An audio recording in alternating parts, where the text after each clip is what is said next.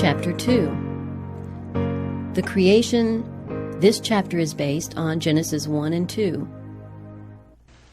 By the word of the Lord were the heavens made, and all the host of them by the breath of his mouth. For he spake, and it was. He commanded, and it stood fast. Psalm 33, verses 6 and 9. He laid the foundations of the earth, that it should not be removed forever. Psalm 104, verse 5. As the earth came forth from the hand of its Maker, it was exceedingly beautiful. Its surface was diversified with mountains, hills, and plains, interspersed with noble rivers and lovely lakes. But the hills and mountains were not abrupt and rugged, abounding in terrific steeps and frightful chasms, as they do now. The sharp, ragged edges of earth's rocky framework were buried beneath the fruitful soil, which everywhere produced a luxuriant growth of verdure. There were no loathsome swamps or barren deserts. Graceful shrubs and delicate flowers greeted the eye at every turn. The heights were crowned with trees more majestic than any that now exist. The air, untainted by foul miasma, was clear and healthful. The entire landscape outvied in beauty the decorated grounds of the proudest palace. The angelic host viewed the scene with delight and rejoiced at the wonderful works of God. After the earth with its teeming animal and vegetable life had been called into existence, man, the crowning work of the Creator, and the one for whom the beautiful earth had been fitted up, was brought upon the stage of action. To him was given dominion over all that his eye could behold. For God said, "Let us make man in our image, after our likeness, and let them have dominion over all the earth." So God created man in his own image. Male and female created he them. Here is clearly set forth the origin of the human race, and the divine record is so plainly stated that there is no occasion for erroneous conclusions. God created man in his own image. Here is no mystery. There is no ground for the supposition that man was evolved by slow degrees of development from the lower forms of animal or vegetable life. Such teaching lowers the great work of the Creator to the level of man's narrow, earthly conceptions. Men are so intent upon excluding God from the sovereignty of the universe that they degrade man and defraud him of the dignity of his origin. He who set the starry worlds on high, and tinted with delicate skill the flowers of the field, who filled the earth and the heavens with the wonders of his power, when he came to crown his glorious work, to place one in the midst to stand as the ruler of the fair earth, did not fail to create a being worthy of the hand that gave him life. The genealogy of our race, as given by inspiration, traces back its origin not to a line of developing germs, mollusks, and quadrupeds, but to the great Creator. Though formed from the dust, Adam was the Son of God. He was placed as God's representative over the lower orders of being. They cannot understand or acknowledge the sovereignty of God, yet they were made capable of loving and serving man. The psalmist says, "Thou madest him to have dominion over the works of thy hands. Thou hast put all things under his feet, the beasts of the field, the fowl of the air, and whatsoever passes through the paths of the seas." Psalm 8, verses 6 to 8. Man was to bear God's image, both in outward resemblance and in character. Christ alone is the express image, Hebrews chapter 1, verse 3, of the Father, but man was formed in the likeness of God. His nature was in harmony with the will of God. His mind was capable of comprehending divine things. His affections were pure. His appetites and passions were under the control of reason. He was holy and happy in bearing the image of God and in perfect obedience to his will. As man came forth from the hand of his Creator, he was of lofty stature and perfect symmetry. His countenance bore the ruddy tint of health, and glowed with the light of life and joy. Adam's height was much greater than that of men who now inhabit the earth. Eve was somewhat less in stature, yet her form was noble and full of beauty. The sinless pair wore no artificial garments. They were clothed with a covering of light and glory, such as the angels wear. So long as they lived in obedience to God, this robe of light continued to enshroud them. After the creation of Adam, every living creature was brought before him to receive its name. He saw that to each had been given a companion, but among them there was not found an help meet for him. Among all the creatures that God had made on the earth, there was not one equal to man. And God said, "It is not good that man should be alone. I will make him an helpmeet for him." Man was not made to dwell in solitude. He was to be a social being. Without companionship, the beautiful scenes and delightful employments of Eden would have failed to yield perfect happiness. Even communion with angels could not have satisfied his desire for sympathy and companionship. There was none of the same nature to love and to be loved. God himself gave Adam a companion. He provided an helpmeet for him, a helper corresponding to him, one who was fitted to be his companion, and who could be one with him in love and sympathy. Eve was created from a rib, taken from the side of Adam, signifying that she was not to control him as the head, nor to be trampled under his feet as an inferior, but to stand by his side as an equal, to be loved and protected by him.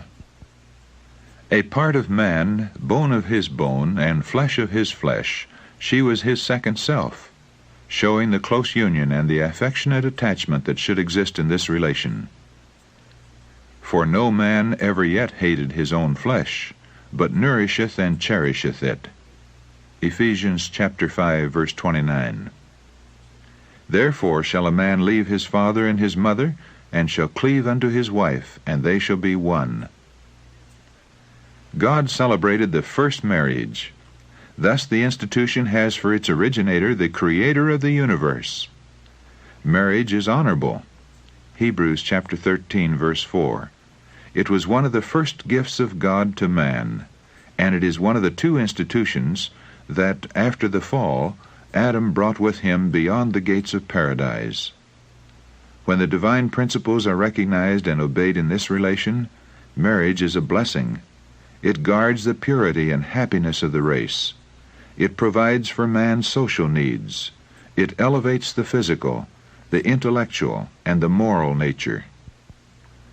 And the Lord God planted a garden eastward in Eden, and there he put the man whom he had formed. Everything that God had made was the perfection of beauty, and nothing seemed wanting that could contribute to the happiness of the holy pair. Yet the Creator gave them still another token of his love, by preparing a garden especially for their home. In this garden were trees of every variety, many of them laden with fragrant and delicious fruit. There were lovely vines, growing upright, yet presenting a most graceful appearance, with their branches drooping under their load of tempting fruit of the richest and most varied hues. It was the work of Adam and Eve to train the branches of the vine to form bowers, thus making for themselves a dwelling from living trees covered with foliage and fruit. There were fragrant flowers of every hue and rich profusion. In the midst of the garden stood the tree of life, surpassing in glory all other trees. Its fruit appeared like apples of gold and silver, and had the power to perpetuate life. The creation was now complete. The heavens and the earth were finished, and all the host of them. And God saw everything that he had made, and behold, it was very good. Eden bloomed on earth. Adam and Eve had free access to the tree of life. No taint of sin or shadow of death marred the fair creation. The morning stars sang together, and all the sons of God shouted for joy. Job chapter 38, verse 7. The great Jehovah had laid the foundations of the earth. He had dressed the whole world in the garb of beauty, and had filled it with things useful to man. He had created all the wonders of the land and of the sea.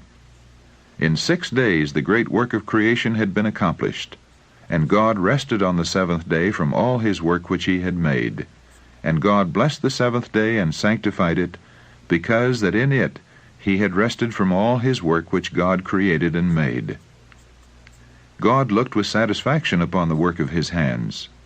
All was perfect, worthy of its divine author, and he rested, not as one weary, but as well pleased with the fruits of his wisdom and goodness and the manifestations of his glory. After resting upon the seventh day, God sanctified it, or set it apart, as a day of rest for man. Following the example of the Creator, man was to rest upon this sacred day, that as he should look upon the heavens and the earth, he might reflect upon God's great work of creation, and that as he should behold the evidences of God's wisdom and goodness, his heart might be filled with love and reverence for his Maker. In Eden, God set up the memorial of his work of creation, in placing his blessing upon the seventh day. The Sabbath was committed to Adam, the father and representative of the whole human family. Its observance was to be an act of grateful acknowledgment on the part of all who should dwell upon the earth, that God was their Creator and their rightful sovereign, that they were the work of his hands and the subject of his authority. Thus the institution was wholly commemorative and given to all mankind. There was nothing in it shadowy or of restricted application to any people. God saw that a Sabbath was essential for man, even in paradise. He needed to lay aside his own interests and pursuits for one day of the 7, that he might more fully contemplate the works of God and meditate upon his power and goodness. He needed a Sabbath to remind him more vividly of God and to awaken gratitude, because all that he enjoyed and possessed came from the beneficent hand of the Creator. God designs that the Sabbath shall direct the minds of men to the contemplation of his created works. Nature speaks to their senses, declaring that there is a living God, the Creator, the supreme ruler of all. The heavens declare the glory of God, and the firmament showeth his handiwork. Day unto day uttereth speech, and night unto night showeth knowledge. Psalm 19, verses 1 and 2. The beauty that clothes the earth is a token of God's love. We may behold it in the everlasting hills, in the lofty trees, in the opening buds and the delicate flowers. All speak to us of God. The Sabbath, ever pointing to him who made them all, bids men open the great book of nature and trace therein the wisdom, the power, and the love of the Creator. Our first parents, though created innocent and holy, were not placed beyond the possibility of wrongdoing. God made them free moral agents, capable of appreciating the wisdom and benevolence of his character and the justice of his requirements, and with full liberty to yield or to withhold obedience. They were to enjoy communion with God and with holy angels. But before they could be rendered eternally secure, their loyalty must be tested. At the very beginning of man's existence, a check was placed upon the desire for self-indulgence, the fatal passion that lay at the foundation of Satan's fall. The tree of knowledge, which stood near the tree of life in the midst of the garden, was to be a test of the obedience, faith, and love of our first parents. While permitted to eat freely of every other tree, they were forbidden to taste of this on the pain of death. They were also to be exposed to the temptations of Satan. But if they endured the trial, they would finally be placed beyond his power to enjoy perpetual favor with God. God placed man under law as an indispensable condition of his very existence. He was a subject of the divine government, and there can be no government without law. God might have created man without the power to transgress his law. He might have withheld the hand of Adam from touching the forbidden fruit. But in that case, man would have been not a free moral agent, but a mere automaton. Without freedom of choice, his obedience would not have been voluntary, but forced. There could have been no development of character. Such a course would have been contrary to God's plan in dealing with the inhabitants of other worlds. it would have been unworthy of man as an intelligent being, and would have sustained Satan's charge of God's arbitrary rule. God made man upright. He gave him noble traits of character, with no bias toward evil. He endowed him with high intellectual powers, and presented before him the strongest possible inducements to be true to his allegiance. Obedience, perfect and perpetual, was the condition of eternal happiness. On this condition he was to have access to the tree of life. The home of our first parents was to be a pattern for other homes, as their children should go forth to occupy the earth. That home, beautified by the hand of God himself, was not a gorgeous palace. Men, in their pride, delight in magnificent and costly edifices, and glory in the works of their own hands, but God placed Adam in a garden. This was his dwelling. The blue heavens were its dome, the earth with its delicate flowers and carpet of living green was its floor, and the leafy branches of the goodly trees were its canopy. Its walls were hung with the most magnificent adornings, the handiwork of the great master artist. In the surroundings of the holy pair was a lesson for all time, that true happiness is found not in the indulgence of pride and luxury, but in communion with God through his created works. If men would give less attention to the artificial, and would cultivate greater simplicity, they would come far nearer to answering the purpose of God in their creation. Pride and ambition are never satisfied, but those who are truly wise will find substantial and elevating pleasure in the sources of enjoyment that God has placed within the reach of all. To the dwellers in Eden was committed the care of the garden, to dress it and to keep it. Their occupation was not wearisome, but pleasant and invigorating. God appointed labor as a blessing to man, to occupy his mind, to strengthen his body, and to develop his faculties. In mental and physical activity, Adam found one of the highest pleasures of his holy existence. And when, as a result of his disobedience, he was driven from his beautiful home and forced to struggle with the stubborn soil to gain his daily bread, that very labor, although widely different from his pleasant occupation in the garden, was a safeguard against temptation and a source of happiness. Those who regard work as a curse, attended though it be with weariness and pain, are cherishing an error. The rich often look down with contempt upon the working classes, but this is wholly at variance with God's purpose in creating man. What are the possessions of even the most wealthy in comparison with the heritage given to the lordly Adam? Yet Adam was not to be idle. Our Creator, who understands what is for man's happiness, appointed Adam his work. The true joy of life is found only by the working men and women. The angels are diligent workers. They are the ministers of God to the children of men. The Creator has prepared no place for the stagnating practice of indolence. While they remained true to God, Adam and his companion were to bear rule over the earth. Unlimited control was given them over every living thing. The lion and the lamb sported peacefully around them, or lay down together at their feet. The happy birds flitted about them without fear. And as their glad songs ascended to the praise of their Creator, Adam and Eve united with them in thanksgiving to the Father and the Son.